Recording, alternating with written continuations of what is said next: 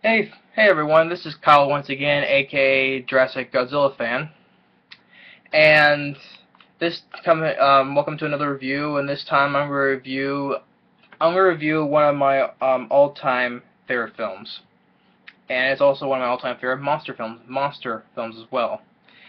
And this film, I would say, is a really underrated creature feature film.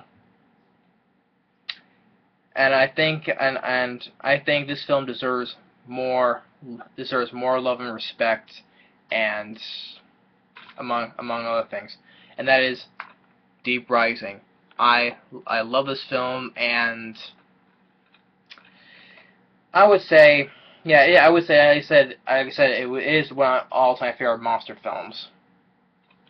Now, the film is written and directed by Stephen Sommers, who after this he did The Mummy, and he did The Mummy Returns. I do like the first Mummy. The Mummy Returns, I thought was pretty decent. Then he did The Adventures of Huck Finn with Elijah Wood, the 1994 The Jungle Book film, and then he did Van Helsing, and then he did G.I. Joe, Rise of Cobra. I didn't like G.I. I was not a fan of G.I. Joe, the first film, or Van Helsing. I was not a fan of those films. But I would even say Deep Rising. I would say this is his best film. I would say that. I do like the first Mummy. I would put that as his second best film. But this film, I just got a really great kick out of this film. I really do. And if you're wondering, I have the poster of it's over there. Let me give you a quick show. There you go. If you can see right there, it is a cool looking poster right there. And I do say this is the better poster looking than the other two ones.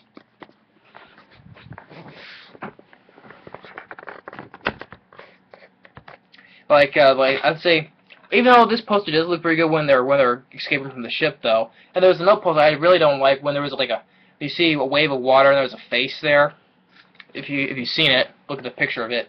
But I would say that's a better looking poster of Deep Rising, where it shows that the creature eye. That is a better poster right there. And like I said, like I said, directed by Stephen Sommers. It was also written it, but also there was someone else who did an uncredited writing on this film too, named Robert Mark Kamen. And I've seen the films that he's written. He's done some good films. He's written on some good films, like The Fifth Element. I really do enjoy The Fifth Element. The Karate Kid 1 and 2, and then 1 and 2. Then he also did the third film. And he also ran Transport 1 and 2. Those are good films as well. And then there's a couple other films that I don't think they're rather good though, but that doesn't matter. I don't care. I really don't care about the other films he's written though, because they're just not that good films. So back to it anyway.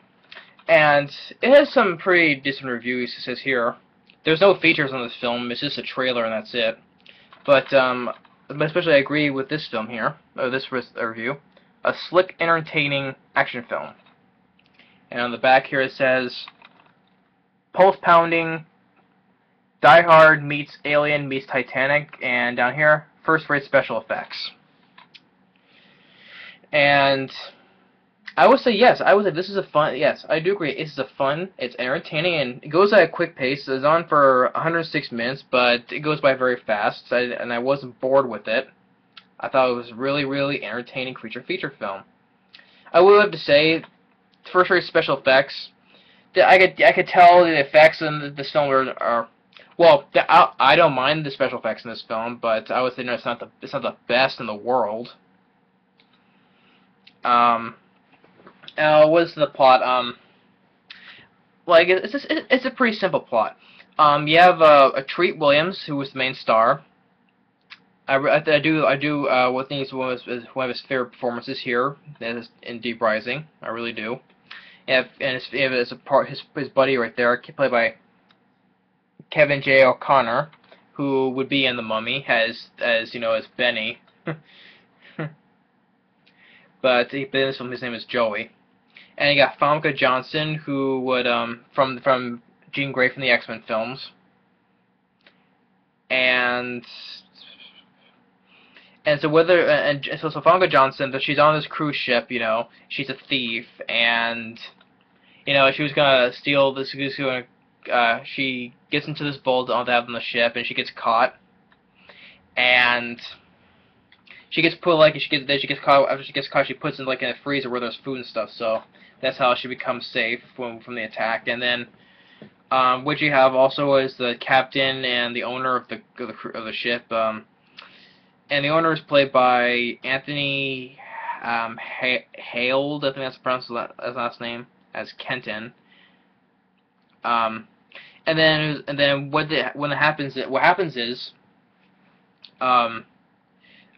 I do like when it first opens up. You see like from the vision of from the even though you don't see the creature yet, but you see like from its point of view where it's was swimming past like well deep in the ocean. You see it swim past other sunken ships. So presumably it's probably other ships it's sunk before in the past.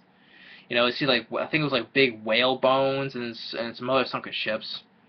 And what they do is they rise up from the deep, hence the title. You know, because they look on the radar. They look on the radar, and you see it's rising up from right below them really fast, and it causes the ship to a complete halt. And then all the passengers panic, and there you have people falling everywhere. You know, and you don't see all the passengers get killed, but except when someone like a woman who runs into a bathroom, and she pretty much gets like you can tell she gets sucked pretty much right down the toilet, and you see like this burst into a pile of blood, you know, on the mirror. And that's pretty much it. But you don't see anybody else get killed. But and then with Tree Williams, what he does is he and his crew, they're just hired by this group of bad guys, you know, because they have this like line. He says that the cash is there, they do not care. So they get paid, but they don't care what they're doing. They're just there to get paid and take them where they need to go. And you got recognizable actors as the bad guys. You got Wes Studi from, well, he appeared in Avatar, and he was Sagat in Street Fighter in the Street Fighter movie.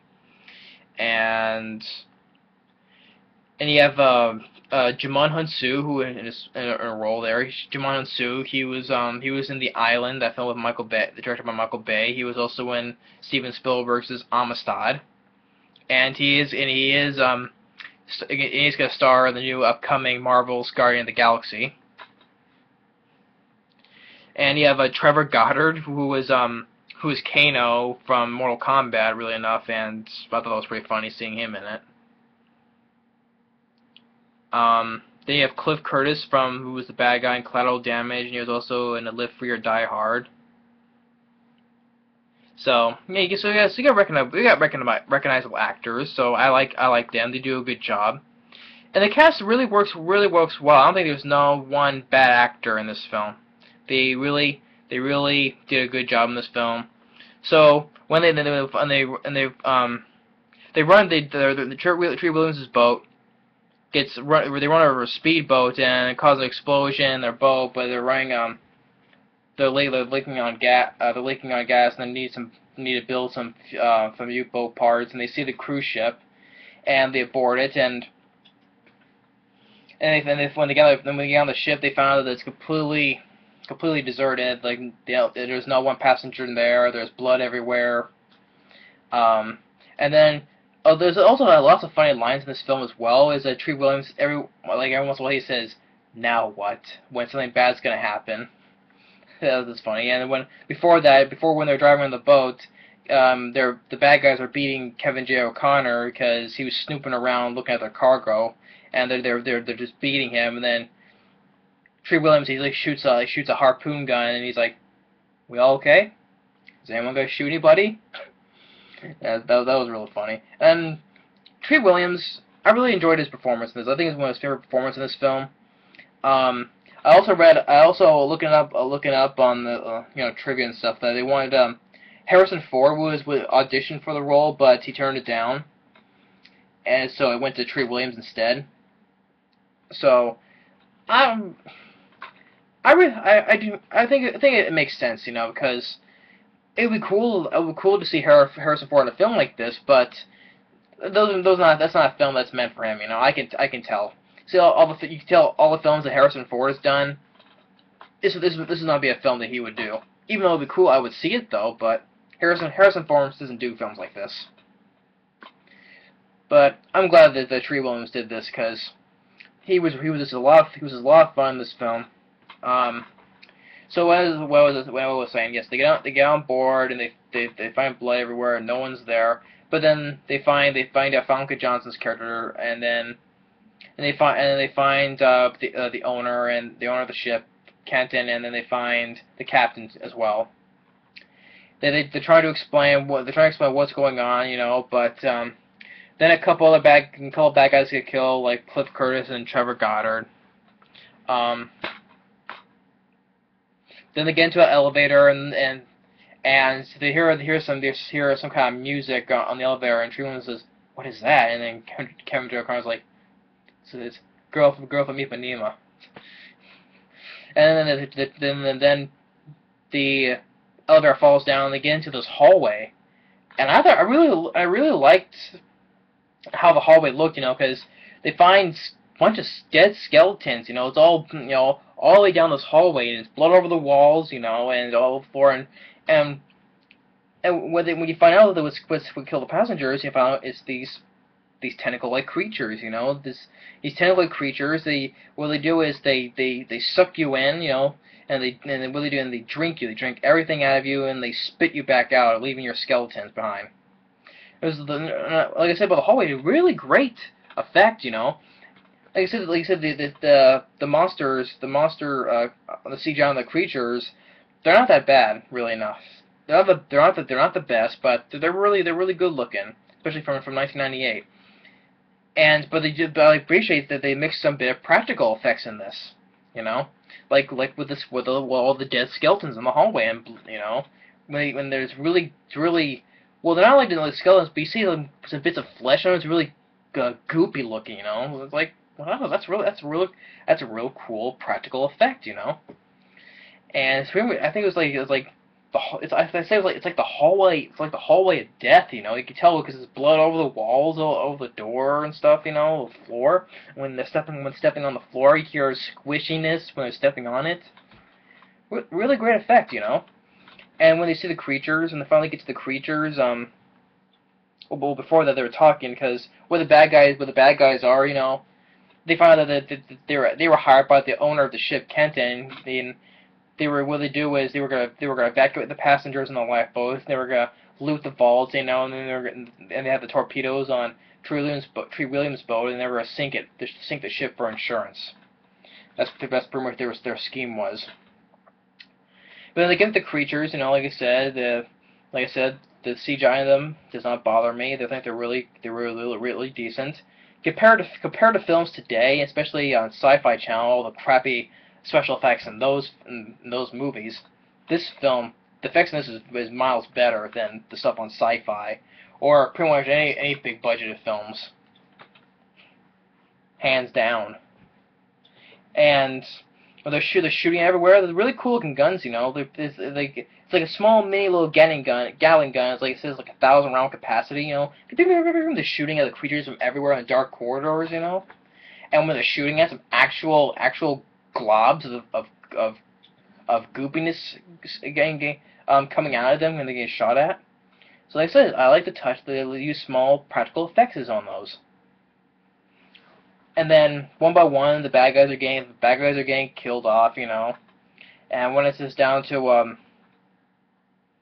the main characters, Treat Williams, Famke Janssen, Kevin J. O'Connor, their plan was they're gonna use one of the torpedoes and they're gonna make the ship go all the way around until it touches the ship again and it causes it to explode. so it destroy the ship and including the creatures inside. Um, then Tree Williams and Famke Janssen, they get to you see the main monster. Cool looking. I said even though it's CGI and it's not the best, the monster of it, look at the creature, the main monster looks pretty cool. Cool looking monster. And when he grabs Tree Williams and he looks directly right inside and he says, "What are you looking at?" and takes his shotgun. As pretty much, I would say it was like the best badass moment in the film. He shoots it right in the eye, and actual liquids being spit out when it shoots the eye. And when there's a great chase scene where him and Famke Janssen go on the jet ski and they're racing down the hallways trying to get out because they needed a jump start to get off the ship. And while they're doing it, Tree Williams is shooting the creatures from behind. And when they're shooting at an elevator door to get through. And when the ship explodes, it's a great model of the ship when it explodes. Really good looking. And when it explodes, including the monster, it's really great explosion of the ship. And then the two of them are stuck on an island, and then they see Joey, Kevin J. O'Connor's character. You see him running up because they thought he was dead. So, because he says that because one of the tentacles was trying to grab him, but he dove overboard and he swam away from it, and he had his surfboard. And they thought everything's gonna be okay, but then they hear like a roar in the distance. And when the camera widens out, there's like something moving the trees in the distance. There's like a volcano in the back, and then Tree Williams says, "Now what?" and then the film ends. So I really enjoy this film. I really do love this film. I highly recommend it. If anybody out there hasn't seen it, please check it out. Now, the film was released. Like I said, it's on for 106 minutes, but it went by really fast, went at a fast pace. It was released January 30th, 1998. But sadly, the film did not do that well. It was a big flop at the box office, which is really sad. It was really sad for me because I really enjoy this film. This film does not look like a film that deserved a flop. It had a budget of $45 million and only made a mediocre $11 million. It opened at number 8. It opened at number 8 with 4 million. It just really upsets me when good films bomb. It really does. This film did not deserve to flop at the box office. Yeah, a fast-paced film, cool-looking monster. The cast does a really good job. Not one bad actor does a bad job. And yeah, so the film got lots of negative reception. It has a 30% on Rotten Tomatoes. Even Roger Ebert, who is now passed on away, may rest in peace. I do like Roger Ebert, but sometimes I do disagree on certain films.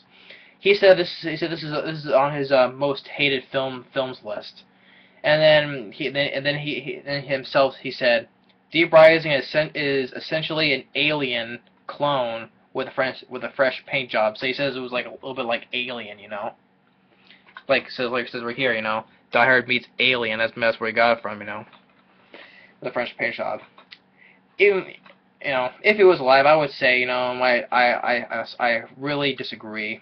This film, I would say it's not like Alien. It didn't come from space. It was a sea monster. But, well, it was his opinion, so I will respect it though. But to me, I don't think this was not like it was not an Alien ripoff. It was his own thing. If people want to disagree with me, that's fine. Yeah, you have a right to your opinion, but I'm right to my own opinion. So yeah, like I said, well, a cool looking poster, cool, but it didn't deserve to be a box office bomb. Great cast, everything about it. But I would say that I wasn't the only thing I would say that the only problem I would say, the only small thing I would have was the score.